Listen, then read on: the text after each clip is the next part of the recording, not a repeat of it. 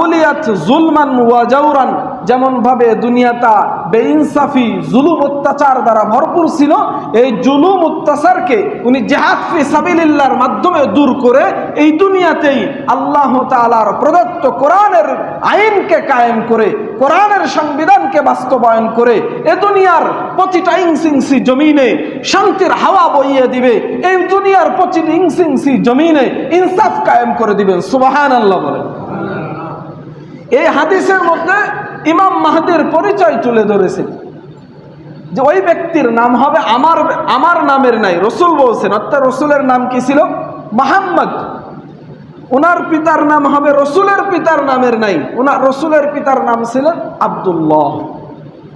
অন্য এক হাদিসে রাসূলুল্লাহ সাল্লাল্লাহু আলাইহি ওয়াসাল্লাম বলেছেন, আল মাহদি মিন ইতরাতি মিন ওয়ালাদি ফাতিমা, মাহদি দুনিয়াতে আল্লাহ তাআলা তাকে প্রেরণ করবেন, সে হবে আমার কন্যা ফাতিমা রাদিয়াল্লাহু তাআলা আনহার বংশধর থেকে। সুবহানাল্লাহ বলেন।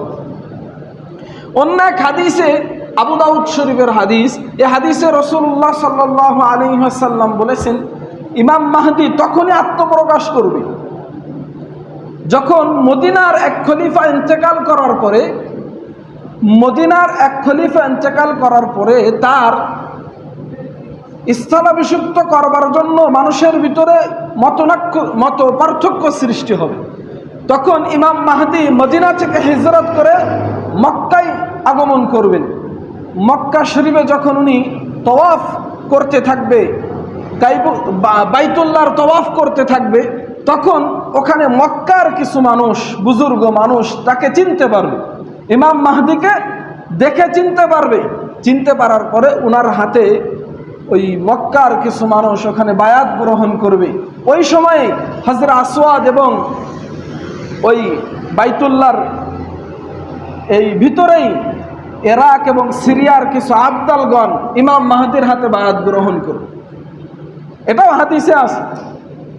অর্থাৎ ইমাম মাহদির এই যে কয়েকটা হাদিস আমি আপনাদের সামনে আলোচনা করলাম, এই হাদিস তিনটা হাদিস, এই হাদিসের দ্বারাই ইমাম মাহদির পরিচয় সুস্পষ্টভাবে এটা বোঝা যায় যে ওনার নাম হবে, বলেন, ওনার নাম হবে মুহাম্মদ, ওনার পিতার নাম হবে আব্দুল্লাহ। উনি ফাতেমা রাদিয়াল্লাহু তাআলা আনহার সন্তানদের থেকে হবেন এবং উনি জন্মগ্রহণ করবেন মদিনায়, হিজরত করবেন মক্কায়, এবং উনি আত্মপ্রকাশ করবেন কোথায়? মক্কায়, তওয়াফরত অবস্থায়। এটা ইমাম মাহদির আলামত, বেটা নিদর্শন, তাকে চিনার আলামত। তো যুগে যুগে দেখা যায় বহু মানুষ নিজেদেরকে ইমাম মাহদি দাবি করেছে। যেমন বর্তমানে পাকিস্তানের একটা লোক, সম্ভবত ওনার নাম আবুল কাসেম, উনিও নিজেকে ইমাম মাহদি দাবি করতেছে। অনলাইনের মাধ্যমে ওনার প্রচার প্রসার অনেক ভক্ত হয়ে গেছে শুনতেছি। এই যে হাদিসে বর্ণিত যে ইমাম মাহদির নিদর্শনগুলো আমি আপনাদের সামনে তুলে ধরলাম, তো ওনার বাড়ি তো পাকিস্তানে, অথচ সুস্পষ্টভাবে হাদিসে পাওয়া যায় যে ইমাম মাহদি যিনি হবেন তিনি জন্মগ্রহণ করবেন মদিনায়। ঠিক কি ঠিক না? উনি প্রকাশ হিজরত করবেন মক্কায়, ওর আত্মপ্রকাশ ঘটবে মক্কায় তওয়াফরত অবস্থায়। তো পাকিস্তানে যে ব্যক্তি নিজেকে ইমাম মাহদি দাবি করতেছে, আমি সেই লোকটাকে দেখছি অনলাইনের মাধ্যমে, সুন্দর ফর্সা দেখতে, ক্লিন শেভ করা, পাকিস্তানে বাড়ি, উনি পাকিস্তানের অধিবাসী। তো উনি নিজেকে ইমাম মাহদি বলে দাবি করতেছে। অনেকেই তার বিভিন্ন কথাবার্তা শুনে তাকে ইমাম মাহদি হিসাবে গ্রহণ করতেছে। তো হাদিসের বিবরণের সঙ্গে ওই ব্যক্তির সঙ্গে কোনো মিল আছে ভাই? কথা কয় না। এটা একটা আকীদা। আপনি যদি যে ব্যক্তি প্রকৃতপক্ষে ইমাম মাহদি, তাকে ইমাম মাহদি না মেনে অন্য আরেকজনকে যে ভণ্ড ইমাম মাহদি দাবিদার, তাকে যদি আপনি ইমাম মাহদি মানেন, তাহলে আপনি তো সঠিক পথের পথিক হতে পারবেন না। আর আপনি যখন সঠিক পথের পথিক হতে না পারবেন, তখন তো আপনি হিদায়াতের পথের উপরে অটল অবিচল থাকতে পারবেন না। ঠিক কি ঠিক না? ঠিক তেমনি ভাবে এই যে মির্জা গোলাম আহমদ কাদিয়ানি ধর্মের প্রতিষ্ঠাতা, সে ব্যক্তি নিজেকে ইমাম মাহদি, গতদিন বলেছিলাম, সে ব্যক্তিও নিজেকে ইমাম মাহদি দাবি করেছে। আর আমাদের সরল মনা মুসলমানদের মধ্যে থেকে যাদেরকে তারা কাদিয়ানি ধর্মে দীক্ষিত করতেছে, ধর্মান্তরিত করতেছে, তাদের সর্বপ্রথম যে দীক্ষাটা দেয় সেটা তারা তাদের কাছে মির্জা গোলাম আহমদ কাদিয়ানিকে ইমাম মাহদি হিসাবে তুলে ধরে। তো মির্জা গোলাম আহমদ কাদিয়ানি সে ভারতের পাঞ্জাব প্রদেশের গুরুদাসপুর জেলার বাটালা থানার কাদিয়ান নামক গ্রামে জন্মগ্রহণ করেছে। মির্জা গোলাম আহমদ কাদিয়ানির নাম হলো মির্জা গোলাম আহমদ, তার পিতার নাম হলো গোলাম মুর্তাজা। তা হাদিসে বর্ণিত গোলাম ইমাম মাহদির যে পরিচয় রাসূলুল্লাহ সাল্লাল্লাহু আলাইহি ওয়াসাল্লাম আমাদেরকে দিয়েছেন, ইমাম মাহদির নাম হবে মুহাম্মদ। তো মির্জা গোলাম আহমদ কাদিয়ানির নাম হলো গোলাম আহমদ বা মির্জা গোলাম আহমদ। ইমাম মাহদির পিতার নাম হলো কি আব্দুল্লাহ, আর গোলাম আহমদের পিতার নাম হলো কি গোলাম মুর্তাজা। একটাও মিল আছে। ইমাম মাহদির জন্ম হবে মদিনায়, আর মির্জা গোলাম আহমদ কাদিয়ানি জন্মগ্রহণ করেছে কাদিয়ান নামক গ্রাম। মিল নাই। সে মির্জা গোলাম আহমদ কাদিয়ানি কোনোদিন মক্কায় মদিনায় হিজরত করে নাই, কোনোদিনও মক্কা মদিনায় যায় নাই। অথচ ইমাম মাহদির পরিচয় হাদিসে রাসূলুল্লাহ সাল্লাল্লাহু আলাইহি ওয়াসাল্লাম এভাবে তুলে ধরছেন যে ইমাম মাহদি মদিনায় জন্মগ্রহণ করবে, মক্কায় হিজরত করবে। মির্জা গোলাম আহমদ কাদিয়ানি নিজেকে এবং তার অনুসারীরা ইমাম মাহদি হিসাবে দাবি করে। সে কোনোদিন মক্কায়ও যায় না, মদিনায়ও যায় নাই। তাহলে আমরা এতটুকু আলোচনার মাধ্যমে সুস্পষ্টভাবে বুঝতে পারলাম যে ইমাম মাহদির যে আলামতগুলা, যে নিদর্শনগুলা বিশুদ্ধ হাদিসে পাওয়া যায়, মির্জা গোলাম আহমদ কাদিয়ানির ভিতরে একটিও পাওয়া যায়।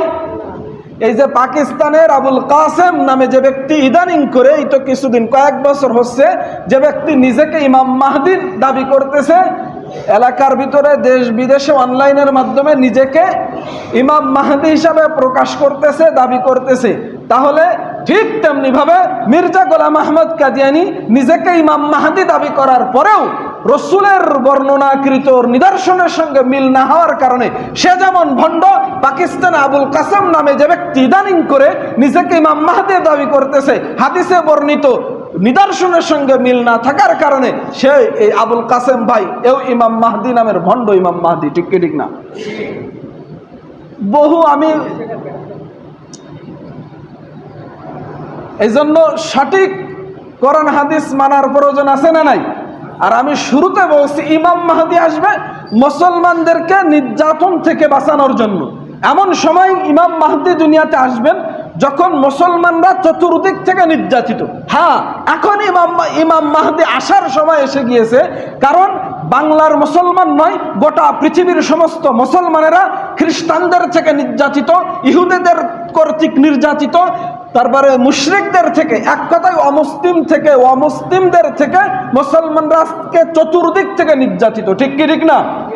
এখনই ইমাম মাহদির আসার প্রয়োজন, বা এখনই সময়। যে তথ্যগুলা, যে বিবরণগুলা হাদিসে পাওয়া যায় সেই সময় এখনই।